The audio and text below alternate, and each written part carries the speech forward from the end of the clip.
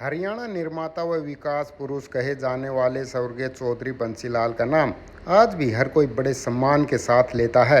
पर आज उन्हीं बंसीलाल के घर या कहें कि कांग्रेस की दिग्गज नेत्री और बंसीलाल की पुत्र वधू किरण चौधरी तथा उनकी बेटी श्रुति चौधरी की राजनीति पर संकट के बादल छाने लगे हैं।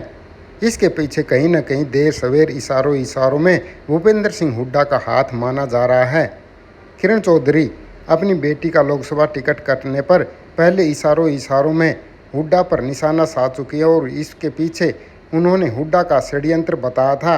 अब वही किरण चौधरी कह रही कि उन्होंने शुरू में राव दान सिंह का साथ दिया, पर अब कोई उन्हें कांग्रेस के किसी कार्यक्रम, मीटिंग या फिर बड़ी रैली में बुलाना तो दूर, कोई सूचना तक नहीं दी जाती। वहीं वो हर रोज़ राव दान सिंह को फ़ोन करती हैं, लेकिन राव दान सिंह है कि उनका फ़ोन ही नहीं उठा रहे। किरण चौधरी से अपनी बेइज्जती बताकर दुखी हैं और परेशान हैं। किरण का कहना है कि ये लोग उन्हें राजनीतिक तौर पर ख़त्म कर मारना चाहते हैं। अब आप किरण चौधरी को सुने और कमेंट बॉक्स में फिर अपनी राय दें कि क्या किरण चौधरी द्वारा पहले अपनी बेटी का टिकट कटने पर षड्यंत्र लगाने के आरोप और अब कोई सूचना न देकर राजनीतिक तौर पर ख़त्म कर मारने के ये गंभीर आरोप कितने सही हैं। ऐसे में देखना होगा कि किरण के साथ रचा गया ये षड्यंत्र और ख़त्म करने की साजिश केवल किरण पर भारी पड़ती है या फिर कांग्रेस को भी गर्त में लेकर जाती है, या फिर कांग्रेस हालात बिगड़ने से पहले हालात पर काबू पा लेती है। आप कमेंट बॉक्स में अपनी राय ज़रूर दें और अब आप किरण चौधरी को सुने। देखो, मैं सिरसा सीट में गई हूँ और वहाँ पर बहुत ज़बरदस्त तरीके से, बहुत भारी बहुमत से जो है, मैं समझती हूँ शैलजा जी जीत के निकलेंगी।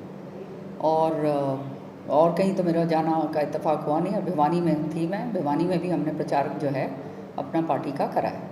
लेकिन भिवानी में कई नेता थे कांग्रेस के, दीपेंद्र हुड्डा, उदय भानु, वहाँ पर आप या श्रुति दोनों दिखाई नहीं देते। कोई नाराजगी या सूचना नहीं मिलती आपको? नहीं, मेरी कोई नाराज़गी नहीं है।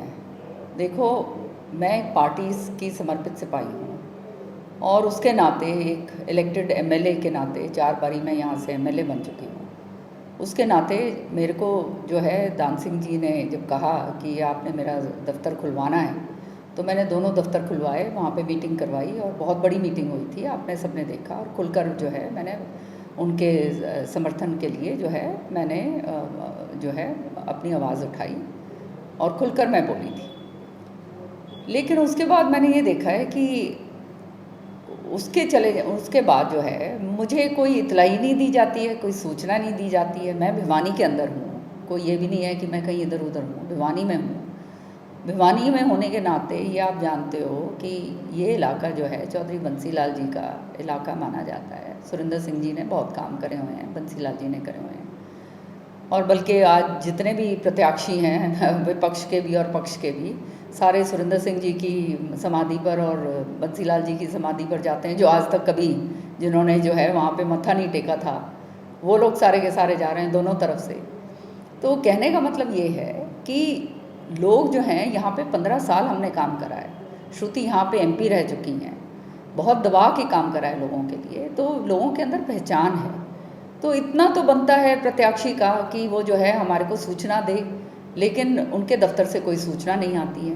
बार बार मैंने उनको लगातार मैं फ़ोन करती हूँ, फ़ोन जो है मेरे उठाए नहीं जाते हैं। कल भी मैंने फ़ोन करा 3-4 बारी, जब लोहानी में थे वो दीपेंद्र के साथ, तब भी मैंने फ़ोन करा कि मुझे बताइए कि मैं कहाँ हूँ, पर फ़ोन तो उठाया नहीं ना। आज सुबह भी मैंने करा ये पूछने के लिए, फिर भी फ़ोन नहीं उठाया। तो इस तरह से जो है हमारे साथ बर्ताव किया जा रहा है।